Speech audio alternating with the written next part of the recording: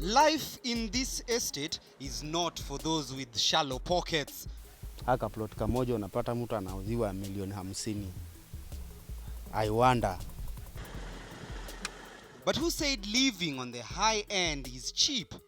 This week, Area Code is setting base in Nairobi's Garden Estate, where property prices are high, land value is higher, and a sharp societal contrast exists in the midst of it all. Hii imekuwa kahawa. Tumechoma makaa hapa sana. Hii ilikuwa inaitwa makao.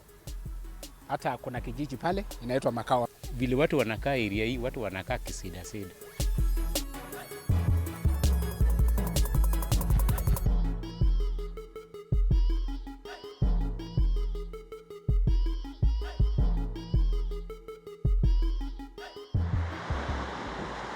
You get to Garden Estate from exit 7 along the Thika Super Highway. The estate is tucked behind the mountain mall, where serenity, grandeur and tranquility form part of the matrix that makes up the estate. Garden Estate is one of those areas where you'll rarely see anyone pass by on foot. In fact, matatus are not allowed anywhere near the estate. Unapata huko hakuna matatu zinapata huko. Ni boda boda. Tuseme kutoka hapa kwenda main ya Thika Highway ama kwenda bypass ni like 100 shillings from here where we are. It is like the center of both highway na bypass. So unapata uchukuzi ama tuseme mambo ya transport hapa ni yako vigumu sana. But that's only a headache to a few of the area residents. A majority here own cars, private property, and consider themselves members of Nairobi's upper social class. But to truly understand the current status of the estate, we need to consider where the estate has come from. Garden Estate formed part of what was Nairobi's white highland areas back in the colonial days. The estate was mainly occupied by British white settlers who owned large tracts of land for farming. Many white settlers, however, preferred to settle around the areas of High Ridge and Muthaiga, leaving huge sections of unutilized land laying bare. That bare land is where Garden Estate now sits. 89-year-old John Mbutura has lived in Garden Estate since 1968. He bought his home from an Asian immigrant who had in turn bought it from a colonial white settler in 1954. Armed with his indenture document, I have a sit down with a man who has lived in the estate for 51 years, a time period in which he says he has raised 4 children. This area used to be occupied by Greeks, Italians, okay? British used to be in ridgeways, and most of the houses were timber, raised, gorofa ya timber. A few houses, mine is stone, but I found they had built along the road. In fact, I was digging for something. I got a calendar, a small calendar, showing 1954. Back then, the area was largely meant for the Europeans only, but when Kenya attained her independence in 1963, Africans were allowed to buy land there. John got wind of the land sale because at the time he worked at the Nairobi City Council. He bought his land for 50,000 shillings. This farm was subdivided into residential areas, 5 acres, along Garden Estate Road, and we have a small road here called Maruroi, 5 acres. The rest of the land was divided into 4 farms. One was former Kaigua's, deputy mayor Kaigua. There was Githara, and Kenodia and Kamau. Those were farms, 70 acres each. Okay, out of this, when they were subdividing into this garden estate. Each 5-acre subdivision of land was sold off for between 30,000 and 50,000 Kenya shillings on a freehold agreement. Let me tell you, it was easy. Yeah?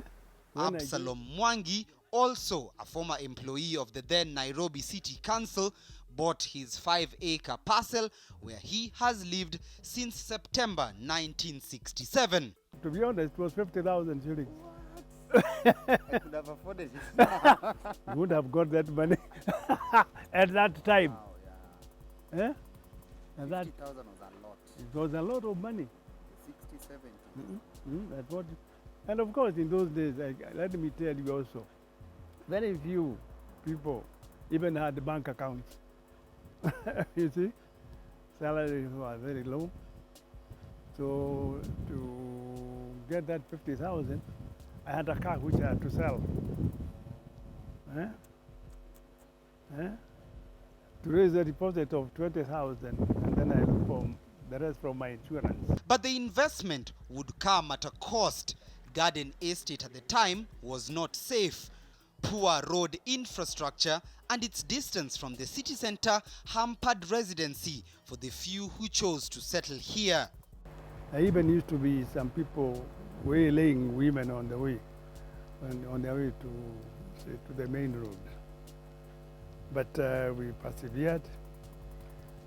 We formed our own security organization here at that time, in the late 1977. People from Garden Estate and Ridgeways, we combined to form a strong association, a trade organization.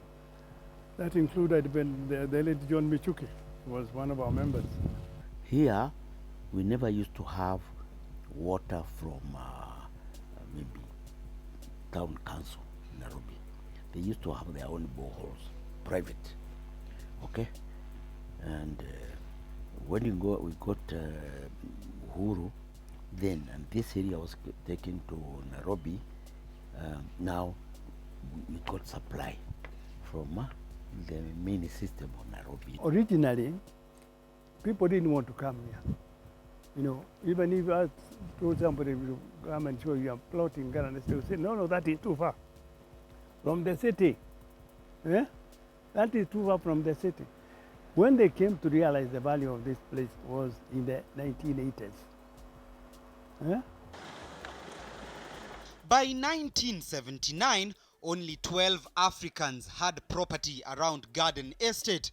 Among them was freedom fighter, member of the Kapenguria 6 and former cabinet minister Paul Ngei, who bought land in the area in the mid-1970s. But Ngei was not the only government official who owned property in Garden Estate. Former cabinet minister J.M. Kariuki also bought a 1.2-acre parcel of land in the estate, as well as former Electoral Commission of Kenya chair Samuel Kivuitu, who bought land and built a house in Garden Estate. Mr. Kivuitu lives, his family still lives in Yakasohini.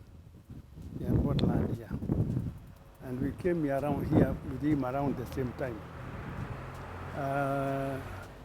Justice Muli used to live here with his family. As I said, the Minister Paul Ngei, Lawrence Agi, 2 ministers who used to live here. But of course, those ones didn't need our security because they had their own government. They never joined our association, but it doesn't matter. The Garden Estate of today, though struggling to maintain its exclusive reputation, is losing a social status battle to an emerging crop of residents keen on low-cost housing. That and much more coming up after the break. It has grown, and especially after Thika Rd superhighway. Now, the growth is very good, because before that, you use 3 hours to go to city center. So people didn't like this area. The land is owned by the JM family. This castle building itself is back 1965-68. Oh. That's when it was, so it's an old place, and that's how it has been. Hii area niko na experience naye kutoka hii area, ukiona vile imedevelop all the way to Kamiti. Imedevelop quite ninio kwa muda kidogo sana. Up to ninio almost Kiambu Road. Hii area tunaita ninio Kirigiti. All that region unapata manyumba zimekuwa erected, hata unashindwa pesa inatoka wapi kujenga hizo manyumba.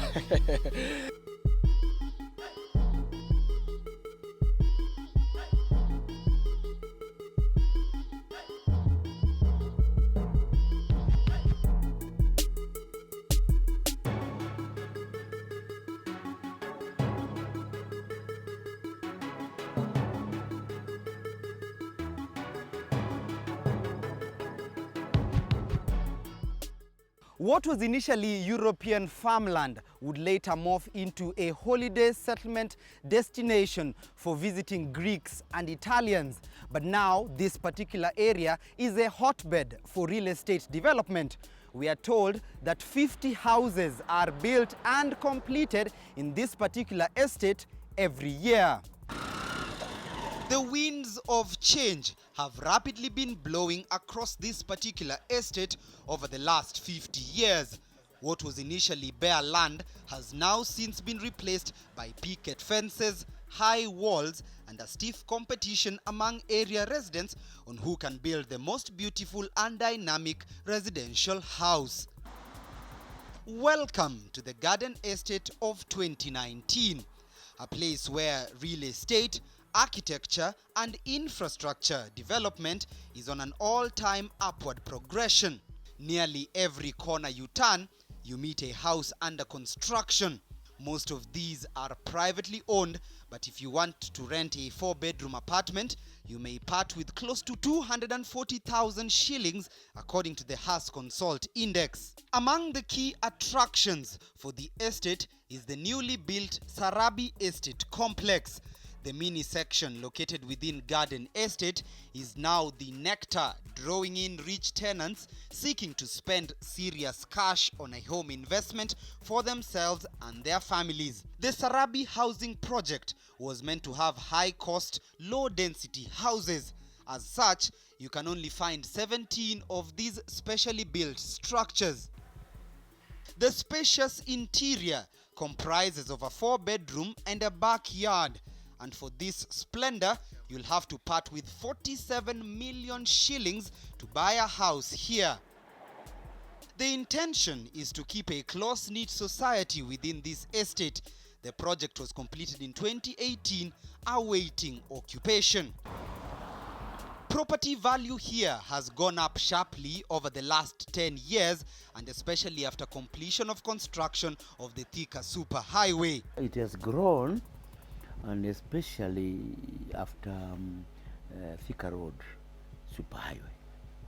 Now the growth is very good, because before that you use 3 hours to go to city center, so people didn't like this area. 4 hours, okay, but now it's a bit better. You can see development are coming up. But the boom in real estate has provided many with an opportunity at employment. We meet Julius Nzioki going about his business within the estate. He doesn't live in Garden Estate, but draws employment from this area. He forms part of a group of casual laborers who assist in security and construction services in Garden Estate. Hii area niko na experience naye kutoka hii area, ukiona vile imedevelop all the way to Kamiti. Imedevelop quite ninio kwa muda kidogo sana. Up to ninio almost Kiambu Road. Hii area tunaita ninio Kirigiti. All that region unapata manyumba zimekuwa erected, hata unashindwa pesa inatoka wapi ya kujenga hizo manyumba. Julius works as a security officer within the estate, an estate that in 1991 only had about 150 housing units, but boasts of over 500 homesteads spread across more than 75 acres of land. Douglas Juma has been working as an assistant foreman in many of the homes under construction. It's a job he has been doing for close to 4 years now. Pesa iko juu, wadosi ni wengi. Wadosi hapa ni wengi sana, unaona hata hii plot imeshanunuliwa ikikuwa hivi. Sasa wanataka kujenga, unajua wakianza kazi ndo tunapata kazi. Unaona kama hii wiki mimi sijaenda kazi juu sijaona kazi rahisi, lakini kazi iko mingi, tunafanyanga kazi. The general area has been zoned for low density residential houses for one family dwelling units. But alongside the impeccable history that accompanies the estate is yet another not known to many. Douglas Juma has agreed to take us to where he lives, and no, it's not a palatial 4-bedroom house. Even though he lives within Garden Estate, getting to Juma's home requires a trek, and one which takes us through thickets, unmarked walkways and dingy alleys. After about 10 minutes of walking, we get to a location dotted with makeshift shanty houses. This is the side of Garden Estate you don't get to see every day. The area is known as Macau. It started back in 1961 before Kenya attained her independence. Back then, a vast majority of the area comprised of British farmlands and coffee plantations. Many Africans who moved to the city sought work as coffee pickers and subsequently needed a place to stay. This zone inadvertently became a home for them, as many built mud houses for accommodation, close enough to the coffee plantation where they lived. The area came to be known as Macau, an adaptation from the name Macau, which belonged to a then famous local traditional liquor producer from Machakos known as Macau. Nowadays, Macau is home to close to 350 families. It is a small informal settlement surrounded by big beautiful buildings hiding a zone riddled with numerous challenges. Maji yenye wanatumia hapa ni kwa kisima yenye imechimbwa chini, na hiyo maji sio safi sana, na maji yenye inakuja kwa upande wa wanaitwa kanjo, hiyo wanalepesa kwa 20 liters ni 10 bob. Lakini shida yenye tuko nayo ni maji. Maji kwa wiki unachota Jumamosi na Jumapili. Lakini siku zingine kama hujajota hakuna mahali unatoa maji.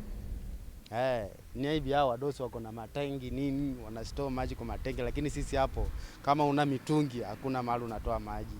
Wengine tumekuwa tukikalishia mashamba wenyeji, lakini wakifikia kudevelop unapatwa na unaambiwa tumekupatia notice either ya wiki moja, mwezi moja, na labda huyu mtu umemchungia shamba yake sana, hata unaona ni kama ana ile mkono wa kurudisha. Ndio sababu at least tuone wanatujali tukiwa huko pamoja nao. Houses are rented here for 2,500 shillings a month, but that is if your house has electricity. Those without go for 900 shillings. A majority of casual workers within the estate live here. Sana sana watu ni wakibarua, watu hawajaandikwa, ni wenye wameandikwa ni wadogo sana. Sasa wenye wanafanya kibarua ndio wako wengi sana. Kwa pesa yenye wanapata ya chini sana, unaweza ona mtu anapata shilingi 300, 400 ikilekea. Na hiyo ni pesa ya kwa ukiangalia maisha ya sasa. Kwa hiyo pesa ni sio pesa, ni pesa ya chini sana. Na inatakikana mwenye anafanya kibarua anafanyia 700 ikilekea mbele. Many work in construction, but others are employed here at the Castle Garden Restaurant and Lodging. This structure is the oldest business establishment in the entire area, having been started in December 1968. What is now known as Castle Gardens was initially Castle Inn, a business entity that was inherited from the colonial government, where white settlers made merry and drowned themselves in liquor. That was the only place you could go for social activities with those who were taking beer or, you know. Otherwise, there are no amenities here.